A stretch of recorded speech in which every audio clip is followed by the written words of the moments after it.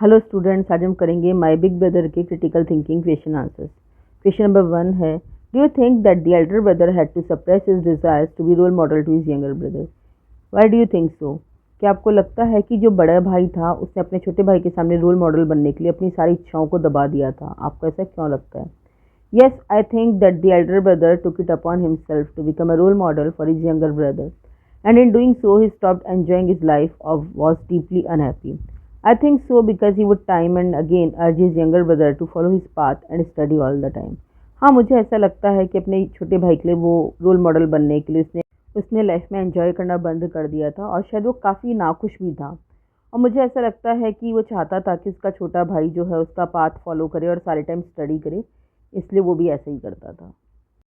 Bring out the humour in the story both in words as well as in situations. तो जो भी इस story में हंसने की चीज़ें हैं वो हमको बतानी है। The author humorously portrays the brothers' relationship by comparing the elder brother's endless studies to building a strong house. Despite his lectures and efforts, he keeps failing, while the carefree younger brother comes first, adding irony and comedy to the situation. तो बहुत ही हंसी से जो author है वो brother की relationship को किससे कंपेयर करते हैं कि जो उनका बड़ा भाई था वो स्टडीज़ को ऐसे करता था कि मानो एक बिल्डिंग बनाने के लिए जब हम उसकी नींव मजबूत रखते हैं तो ऐसी वो पढ़ाई की नींव मजबूत रखने के लिए एक ही क्लास में दो दो तीन तीन बार फेल हो रहा था। और वो बहुत लेक्चर देता था और बहुत एफर्ट्स करने के बाद भी वो फेल हो जाता था। और उसका जो भाई है जो लाइफ में कोई टेंशन नहीं लेता था, कोई पढ़ाई नहीं करता था, वो फर्स्ट आ रहा था। तो इससे एक सिचुएशन में आयरनी और थोड़ी सी कॉमेडी दोनों देखने को मिलती है। Irony is the expression of one's meaning by using language that normally signifies the opposite, typically for humorous or emphatic affect.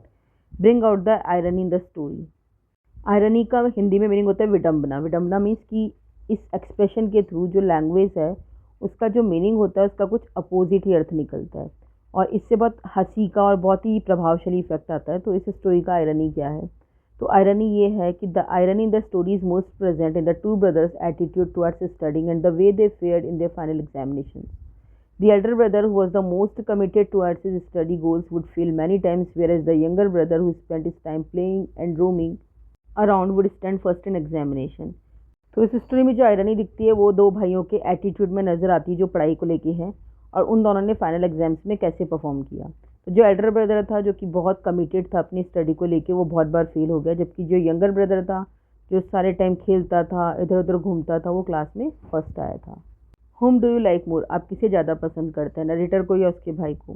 तो I like the elder brother more than the narrator because I think he is funny. He tried very hard to become the role model of his younger brother, but in reality his younger brother was much ahead of him in many ways. He was hard-working and tried his best to prove his worth as the elder brother. Though he failed, he was consistent with his effort and that made him quite an interesting person. मुझे Elder brother का character बड़ा पसंद आया narrator से ज़्यादा, क्योंकि बड़ा funny था। उसने बहुत कोशिश करी अपने भाई का रोल मॉडल बनने के लिए, लेकिन जो छोटा भाई था वो बहुत आगे था बड़े भाई से।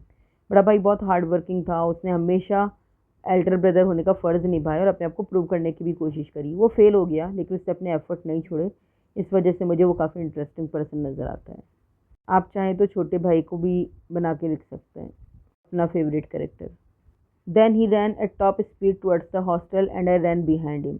What does the last line tell you about the interpersonal relationship between the siblings? तो वो भाग के गया हॉस्टल के अंदर, मैं उसके पीछे पीछे भाग के गया। तो ये जो लास्ट लाइन है इस स्टोरी की, वो उन दोनों भाइयों के बीच में क्या रिलेशनशिप बताती है? तो जो लास्ट लाइन है ये बताती है कि उन्होंने अपना चाइल्डिश बॉन्ड शेयर किया। उन दोनों को एक दूसरे को सताना अच्छा लगता था, एक दूसरे से कंपटीशन करते थे और दूसरे को आउटशोन करने की कोशिश भी करते थे। ये जो स्टोरी है एक रूरल सोसाइटी पे, एक गांव की सोसाइटी पे बेस्ड है। तो इसको कंपेयर करो गांव की लाइफ स्टाइल से और शहर की लाइफ स्टाइल पे। आप ये भी डिस्कस कर सकते हैं कि गांव के घर और शहरों के घर में इंफ्रास्ट्रक्चर में, सोशल मोबिलिटी में, डेवलपमेंट में, cultural gaps, transport, interdependence of society, इन सब को लेके क्या डिफरेंसेस हैं।